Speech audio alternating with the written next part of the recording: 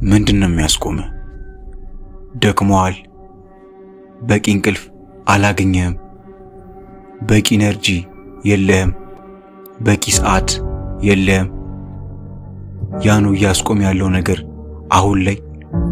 ወይስ በቂ ገንዘብ የለህም? ምክንያቶች እነዚህ ነገሮች ብቻ ናቸው?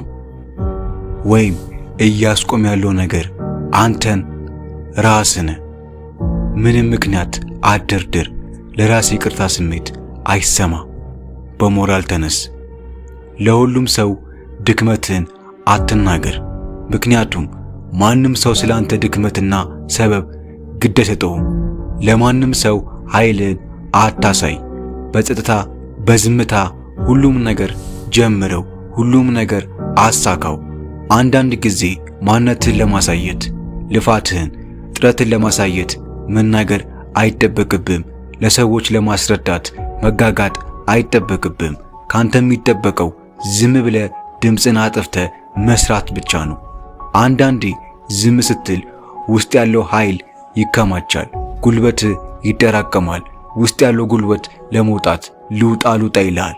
የዛን ትጠቀምበታለህ። ነገር ግን ምኞትህ ከግብ አያደርስም። የተመኘኸውን ነገር ለማግኘት ግዴታ ሰበብህን ትተህ እንቅስቃሴ ማድረግ ይኖርብሃል። ጥረቶችን ማድረግ ይኖርብሃል። ዓላማክ ማለት ነው ቤት ድረስ መጥቶ አያንኳኳልህም።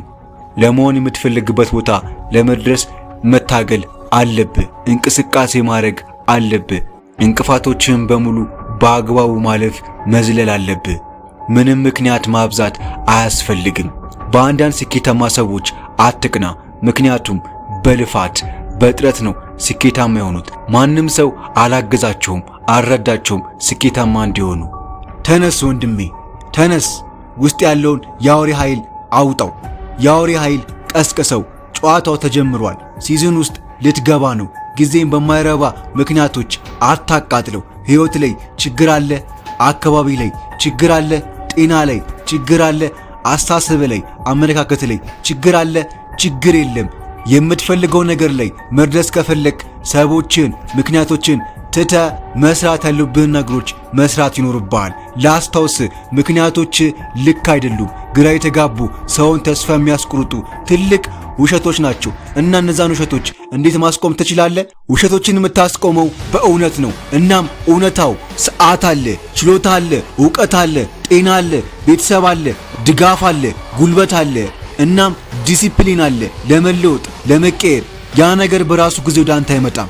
እግሮችን አይከተልም፣ መቶ በሮችን አያንኳኳም። ግን ከፈለግከው ምንድነው የምትጠብቀው? ሂድና የራስህ አድርገው። አውቃለሁ ቀላል አይደለም፣ አስቸጋሪ ነው፣ ውስብስብ ነው። ግን መጨረሻው ስኬት ነው።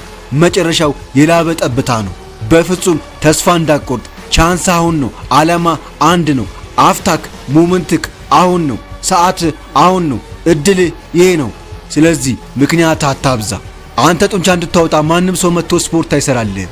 መለወጥ ትፈልጋለህ ግን አትጀምርም። ስለዚህ ሰበቦች ገለውሃል ማለት ነው፣ አቁመውሃል ማለት ነው። ሰዓትህ ነው ወንድሜ፣ አፍታክ ነው።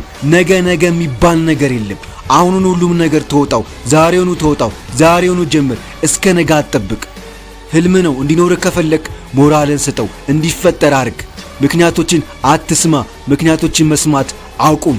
ምክንያቶች፣ ሰበቦች ህልምን፣ ዓላማን፣ ፐርፐዝን እየገደሉት ነው። አይምሮን ዳሜጅ እያደረጉት ነው። ህይወትን እያመሰቃቀሉት ነው። ሱስ እንድትጀምር እያደረጉ ነው። አስተሳሰብን እየገደሉት ነው። መጥፎ ሱሶችን እንድትጀምር እያደረጉ ነው። ሰበቦችን የማትገላቸው ከሆነ፣ ሰበቦችን የማታስወግዳቸው ከሆነ መቼም ቢሆን ህይወት አይለወጥም። መቼም ቢሆን አስተሳሰብ አያድግም። ሰበብ ምክንያት ማለት ነው። ሁሌም ነገ እንድትል ያደርጋል። ሁሌም ከሳምንት በኋላ እንድትል ያደርጋል። ስለዚህ ሰበቦችን ልትቀብራቸው ይገባል። ሰበቦችን ልታቆማቸው ይገባል። ራስን ማግኘት ከፈለግ፣ ህልምን ማግኘት ከፈለግ፣ ፐርፐዝን ማግኘት ከፈለግ፣ ስለዚህ ወንድሜ ሰበቦችን አቆመ ማለት ነው የራስን እርምጃ ልትወስድ ይገባል።